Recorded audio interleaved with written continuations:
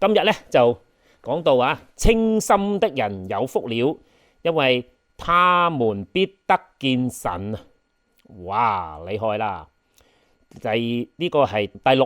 第六個福啊。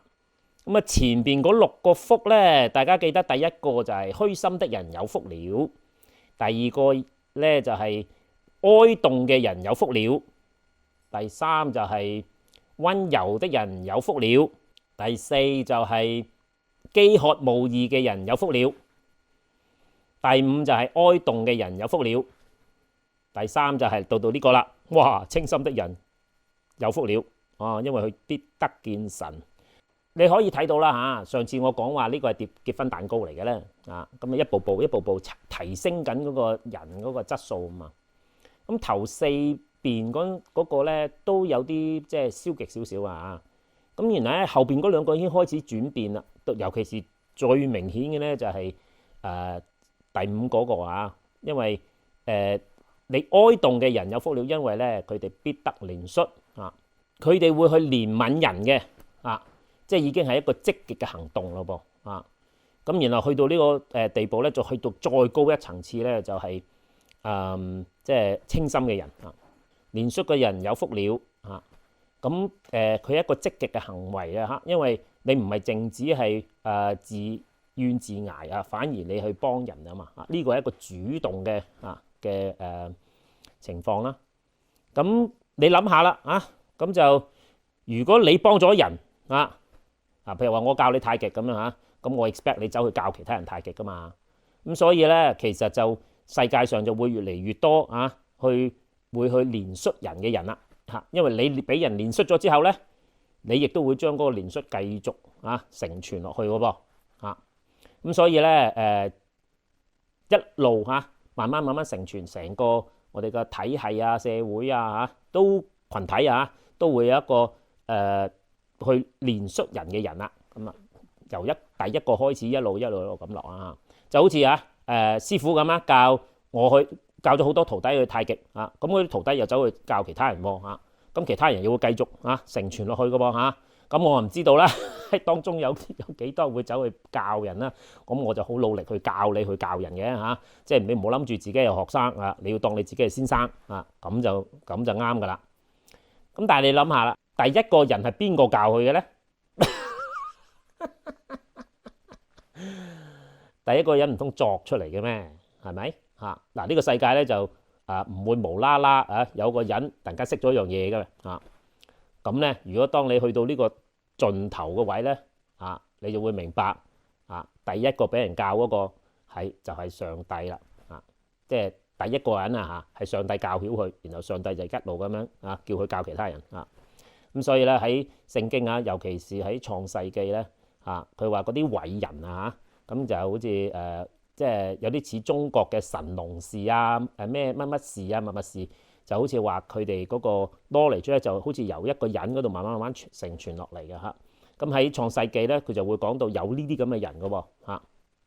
不過今日咧就唔係講主要講呢樣，我意思係話被憐恤嘅人承傳落去。咁但係邊個係第一個憐恤佢嘅咧？嗰個就係上帝咯嚇。咁就喺呢一度佢話清心嘅人有福了喎嚇。點解要清心咧嚇？就係好似上次我有個見證同大家講過啦。嗰個意念好似係一瞬間咁樣經過你個腦袋嘅啫。如果你手忙腳亂嘅時候咧你係唔會留意嗰個理解明白嘅喎你只會覺得一個無聊嘅事幹咁經過咗就算數咁因為咧我哋唔得清個心，即係好 noisy 即係好多雜音咁嘅情況下咧，就算上帝同你講嘢咧，你都聽唔到咁我都好肯定話上帝唔係淨止講俾嗰啲讀聖經嘅人聽嘅喎唔係淨止呢啲人嘅喎即係唔睇聖經嗰啲人，上帝都講喎，只不過你聽唔到啫喎，你冇睬佢啫嘛嗱呢個咧就係我哋睇聖經嘅人嘅態度所以咧我唔會詛咒你㗎最多我就等你幾時突然間有一日點好似有個 idea 嚟又好似聽過阿 Man 講過會唔會真係上帝嘅咧咁樣嗱，就係呢件事啊，有一件咁嘅事發生過咧，就令到我慢慢一步就去尋找啦。究竟點解會係咁樣嘅咧？咁樣嚇。好啦，咁咧就嗱，呢個就係我親身嘅見證啦。咁點樣即係證明呢個清心的人有福了，因為他必得見神。喺呢個見證咧就係比較明顯啲嘅嚇，其他嗰啲都有，不過咧就唔係咁容易清楚解釋得清楚，因為要講好耐你先會明點解我話嗰個係神蹟啊。但係呢一個咧就係好明顯嘅。嗱，呢個幾時發生嘅咧？唔知大家記唔記得有一年係南亞海嘯嗰一日。咁咧就我係其實喺南亞海嘯之前嗰個好似南亞海嘯係應該係喺聖誕節或者係新年左緊嘅嚇。我記得咧就我嗰年係受浸嘅嚇，我係11月受浸嘅感恩節嗰個受浸。咁之後咧，我哋就有一個旅程去英國咁帶埋我個仔啦，個仔大概嗰陣時係3歲左右3歲左右。咁一齊過英國，但係好奇怪嘅喎未去之前咧，我記得我同一個朋友食飯，就唔知點解我會同佢講一番説話，我仲記得，我就記得話即係我都唔知今次我翻唔翻到嚟咁樣，即係我好即係有啲憂慮咯唔知係咪好耐冇去旅行，或者係覺得即係帶埋咁細個 BB 去咁，可能即係麻煩，咁有啲擔憂咁啦咁但係我記得我講過呢句説話嘅。真係一講就中啦！真係一過咗去之後咧，阿仔就病咯噃咁就，但係原本我係預定咗個旅程，我會去西班牙嘅探我一個親戚嘅。咁機票都訂咗噶啦，咁就但係阿仔病咗，咁冇辦法啦。咁就決定就係咩咧？就係我老婆就唔去啦佢留低照顧阿仔，咁我就自己一個人去探親啦咁探親嘅過程我要飛2個鐘頭飛機嘅由英國飛去西班牙2個鐘頭飛機，咁就咁第1個鐘咁咪即係好擔心啦，因為佢發高燒燒到即係簡直嚇死人。104仲有時會度到係106即係好高燒嘅即係基本上係開始有痙攣嘅啦咁所以但係因為屋企咧有個即係休班嘅醫生喺屋企咁所以咧就咁你其實都冇有個醫生喺度，你仲想點係咪佢要瞓緊冰枕頭㗎啦嗰陣時，我記得咁當然啦咁我就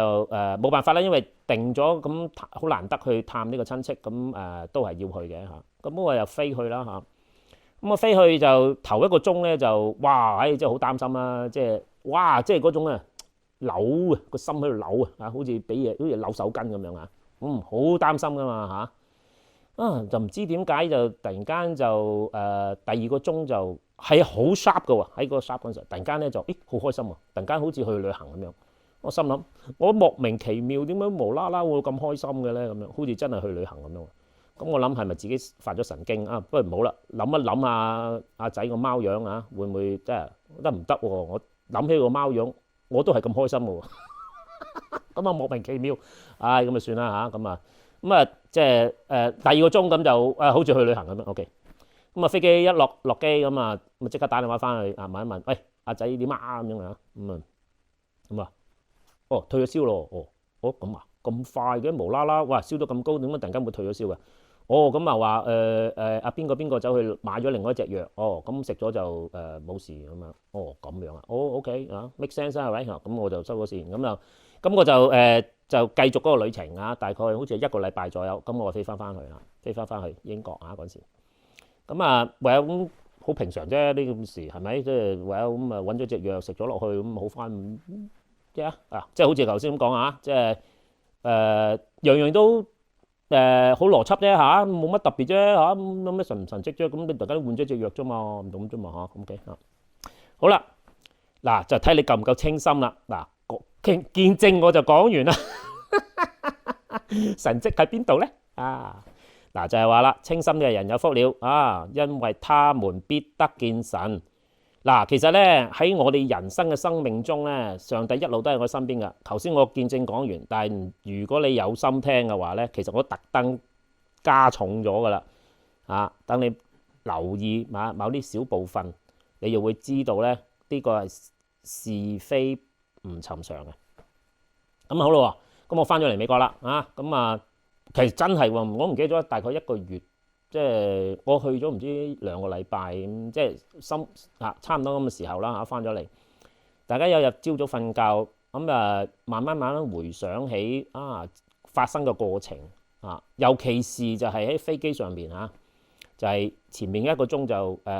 哇好擔心第2個鐘突然間好開心。係莫名其妙嘅，咁但係可能自己亂諗嘢即係發神經，即係自己自娛咁即係，但係我諗點解咧咁樣咁咁啱啦咁巧咧就嗰排就睇緊聖經咁睇緊約翰福音咁第4章嗰度得唔知2-3節經文嘅啫，講緊一個故事個故事咧就係有一個大臣個仔咧就嚟病死啦咁走去揾主耶穌，咁佢見到主耶穌之後咧就佢話得啦，你翻去啦，你個仔冇事咁咁佢就翻轉頭啦，咁一翻轉頭咧路中間咧就遇到佢個僕人個僕人就話俾佢聽佢個仔病翻好咯喎，OK 咁咁呢個大臣就同個僕人就翻去好開心咁樣即係見到個仔好開心咁嚟食餐飯咁樣。聖經最尾嗰句先最重要。佢話突然間醒起喎，佢話咁佢突然間醒起，咦？點解？好啦，咁就問嗰個僕人啦，喂，僕人，仔幾時病翻好噶？佢話乜時乜後咁樣。哇！佢恍然大悟就係咧嗰個 moment 咧，就係主耶穌同佢講嗰句説話：你個仔好翻啦，你翻去啦咁樣。就係嗰個時候，咁佢全家就信咗主咁就聖經話全家得救咁我就係咧喺度碌下喺個張床度碌下諗下，嗰個時間都冇問我老婆對一對，喂，阿仔幾時退休㗎咁樣？就係我半空中嗰時候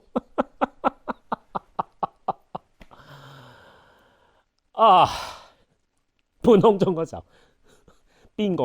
邊個話俾我聽阿仔冇事？冇噶嘛。好啦。好啦，咁你可以話巧合好啦，咁你既然你知道即係查根問底㗎啦好啦，如果呢個唔係巧合啦我 assume 你唔係巧合，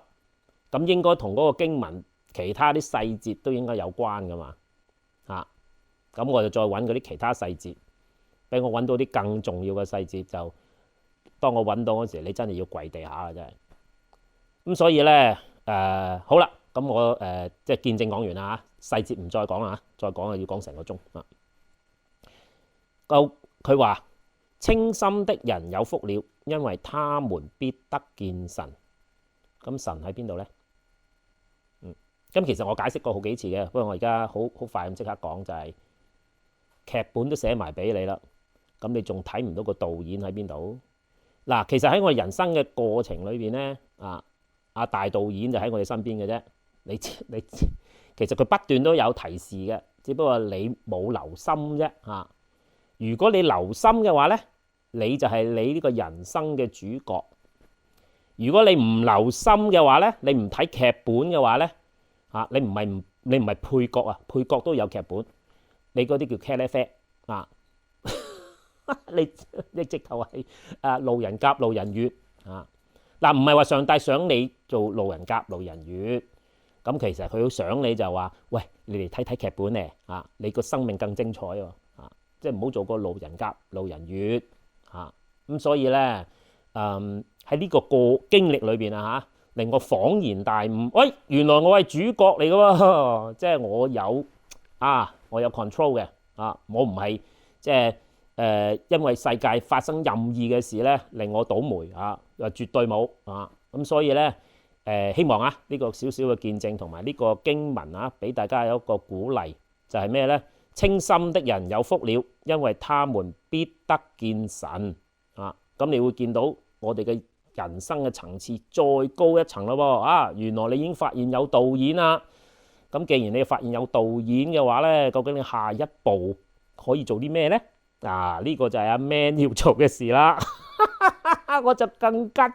追來，再俾我發現更大嘅秘密。好，咁下次再將呢個秘密同大家講。好，下次再見，拜拜。